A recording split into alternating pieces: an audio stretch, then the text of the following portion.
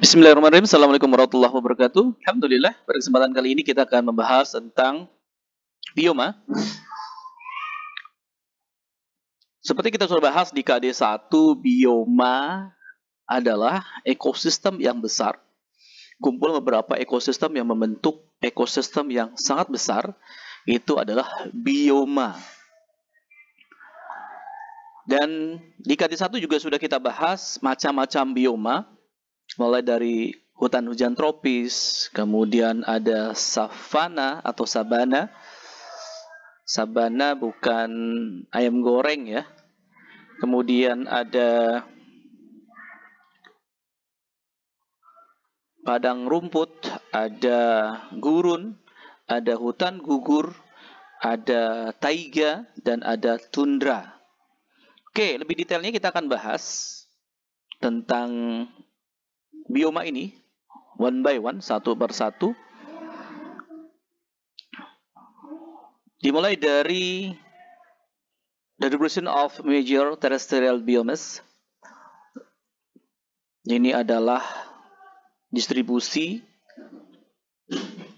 bioma mulai dari kutub selatan yang ada di bawah. Ini di sini ya, sampai kutub utara. Ada tropical forest atau hutan tropis yang berwarna hijau ini di sekitaran Khatulistiwa. Kemudian ada savana yang berwarna orange, ya, savana. Kemudian ada gurun yang berwarna agak pink cerah. Ada banyak gurun. Kemudian ada chaparral. Chaparral ini kita lewati saja karena untuk materi SMA chaparral, kemudian temperate broadleaf forest ini tidak diajarkan. Kemudian ada padang rumput, ya, ada padang rumput yang berwarna agak kecoklatan. Kemudian ada Northern Coniferous Forest atau taiga nama lainnya, hutan satu jenis, hutan pinus.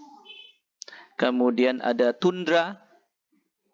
Tundra ini ada di dekat-dekat dengan kutub, ya, kutub selatan. Ini yang warnanya ungu muda. Itu adalah macam-macam bioma yang kemudian dipelajari di tingkat SMA. Oke, kita bahas yang pertama adalah hutan tropis. Ada gambar di sini hutan tropis di daerah Khatulistiwa, dan foto ini adalah dari Costa Rica ya, Amerika Selatan atau Amerika Latin. Yang kalian kenal pasti daerah-daerah ini dilalui oleh garis khatulistiwa, sama seperti di Indonesia. Hutan hujan tropis itu memiliki atau dapat ditemukan di beberapa wilayah, mulai dari Indonesia, di Asia Tenggara ya, Indonesia, Thailand, Malaysia, kemudian ada di Brazil, di Amerika Selatan itu Amazon ini ada hutan yang sangat luas dari beberapa negara. Yang paling luas salah satunya dari Brazil. Kemudian ada Kongo, Amerika Selatan sudah tadi disampaikan. Curah hujannya sangat tinggi, 200 sampai 450 cm per tahun. Jadi memang sangat lembab, dan beberapa kali saya menjelajah hutan hujan tropis dan memang sangat lembab. Pohonnya pun sangat tinggi-tinggi, diameternya itu bisa sampai 5 sampai 10 orang dewasa melingkari pohon tersebut. Semakin ke dalam, maka semakin lebat dan semakin banyak tanaman yang besar-besar. Sinar matahari sepanjang tahun, karena cuma 2 musim, musim hujan dan musim kemarau. Kalaupun musim kemarau biasanya masih tetap beberapa kali turun hujan. Kemudian suhunya kisarannya 21 sampai 30 derajat Celcius. Di beberapa literatur seperti di Campbell disebutkan kisarannya untuk suhunya itu 25 sampai 30 derajat Celcius. Kemudian pohonnya itu bisa sampai 55 meter dan membentuk kanopi. Jadi kalau misalkan antar pohon yang sangat tinggi itu akan bisa bertemu antara satu pohon dengan pohon yang lain sehingga membentuk kanopi. Semacam seperti tudung ya. Jadi air atau matahari itu tidak bisa masuk karena saking lebatnya antara daun dari pohon yang satu dengan pohon yang lain. Itu disebut dengan kanopi. Di bawah kanopi bisa berupa semak dan herba yang berbau tidak lebat. Bahkan ada yang sampai saking tebalnya kanopi yang terbentuk, di bawahnya itu bisa seperti berpasir, seperti itu. Saking tidak mendapatkan sinar matahari. Hujan pun kadang-kadang tidak sampai ke sana. Terdapat tanaman liana atau merambat dan epifit atau menempel seperti anggrek contohnya. Kemudian ada beberapa hewan terbang atau hewan memanjat. Di sana ada burung, ada kelelawar, ada serangga, monyet, ular, tupai. Kemudian di tanah terdapat macan tutul, jaguar, harimau. Kalau di Jawa ada harimau Jawa, di Sumatera ada harimau Sumatera, ada babi rusa dan sebagainya. Itu adalah flora dan fauna dan ciri-ciri dari hutan hujan tropis. Yang selanjutnya adalah savana atau dalam bahasa Indonesia sabana. Apa sih Pak bedanya dengan padang rumput? Kalau savana atau sabana itu masih ada pohon-pohonan ya. Masih ada pohon-pohon seperti yang pada gambar ini, masih ada pohon-pohon. Jadi tidak murni padang rumput semua. Ini ciri dari savana atau sabana. Oke, savana atau sabana kalian akan temukan pada daerah-daerah Kenya atau Afrika, Australia Utara. Di Indonesia kamu temukan di Nusa Tenggara Barat dan Nusa Tenggara Timur.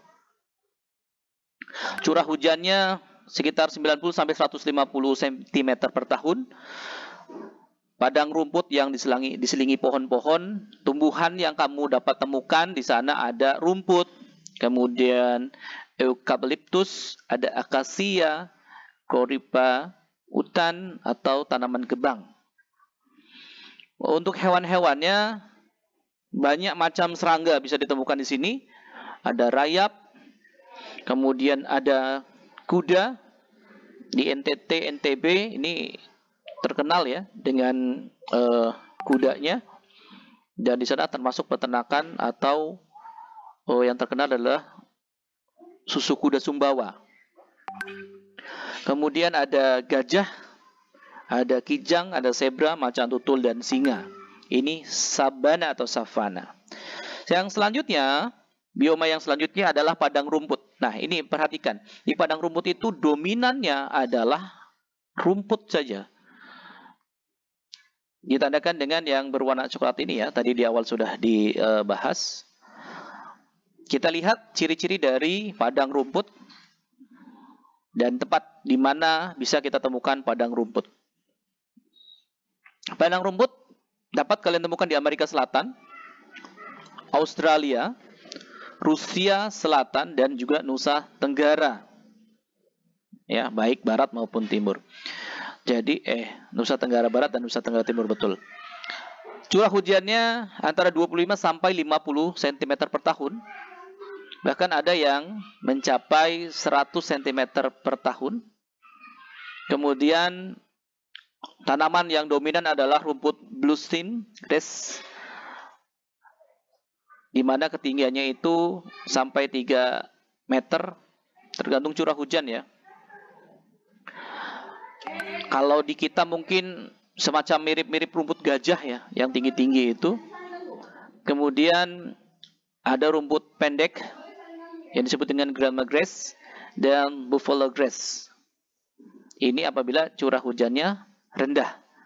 Jadi antara tanaman atau rumput yang di curah hujan tinggi dengan curah hujan rendah itu sedikit berbeda. Kita lanjutkan ke bioma selanjutnya, ini adalah bioma desert atau gurun pasir. Di daerah gurun, di daerah yang panas, kita akan temukan tanaman-tanaman khas seperti pada gambar ya, ada kaktus. Kemudian dominan di sana ada hewan-hewan melata, unta yang mungkin paling kalian kenal. Oke, kita akan bahas tentang gurun, di mana kalian akan temukan gurun itu di Asia adalah gurun Gobi, kemudian di Afrika ada gurun Sahara. Curah hujannya sangat rendah, kurang dari 25 cm per tahun. Tanahnya tandus dan tidak dapat menyimpan air. Kecepatan evaporasinya atau penguapannya sangat tinggi.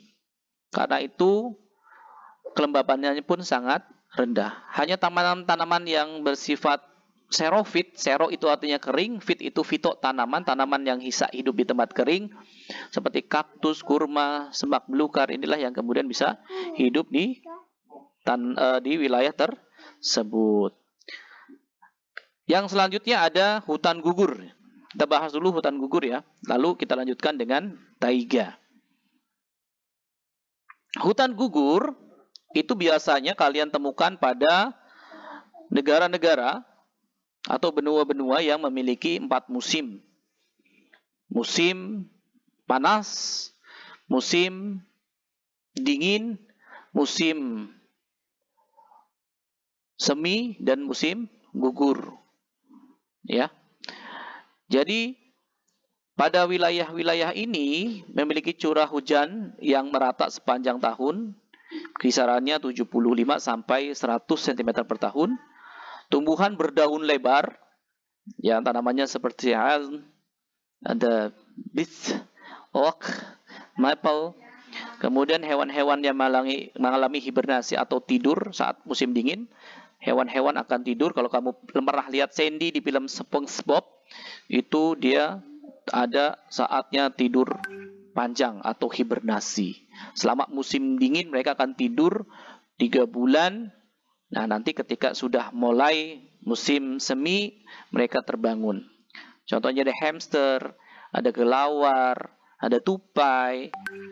Nah, sedangkan kalau burung kadang dia bisa terbang, maka burung-burung ini akan bermigrasi ke tempat yang lebih hangat. Bioma selanjutnya adalah taiga. Hutan satu macam. Contohnya tadi adalah hutan pinus atau hutan cemara. Hutan ini akan kalian temukan di Amerika Utara, kemudian di Alaska, di Rusia, Skandinavia. Pegunungannya beriklim dingin, tumbuhannya ada tumbuhan konifer atau berdaun jarum, seperti elder, juniper, dan cemara, termasuk pinus. Hewan-hewannya kamu bisa ketemukan moose, ada ajak, ada beruang hitam, ada link, dan ada serigala. Kalian bisa cari di Google Picture, gambar-gambar hewan-hewan yang sudah tanaman dan tanaman yang sudah disebutkan tadi. Yang terakhir adalah bioma tundra. Yang berwarna ungu ini ya, ungu muda ini, dia sangat dekat sekali dengan kutub utara. Memang ada pernah pertanyaan, kenapa di kutub selatan itu tidak ada tundranya? Banyak faktor ya, mungkin karena lebih dingin dari kutub utara. Kemudian itu yang paling utama sih, memang karena faktor yang sangat dingin. Kita akan lihat seperti apa bioma tundra. Paling dingin itu adalah tundra Arktik, ada tundra alpin, pegunungan alpin ya. Kemudian kamu temukan hutan tundra ini atau bioma tundra ini pada negara Rusia, Siberia, Kanada, Finlandia, dan di puncak-puncak gunung yang di paling atasnya memiliki salju atau es abadi. Kemudian ada tumbuhan tumut yang paling dominan di sana, atau sphagnum. Ada juga lichen atau reinder dominan di sana kalian temukan. Hewannya seperti karebo, muskok, rubah, dan beberapa burung bisa kalian temukan. Oke, itu adalah macam-macam bioma yang Masya Allah, tabarakallah, Allah distribusikan sedemikian rupa, mulai dari Australia di dekat kutub selatan sampai sangat mendekati kutub utara dengan hutan tundranya. Terima kasih atas perhatiannya. Wassalamualaikum warahmatullahi wabarakatuh.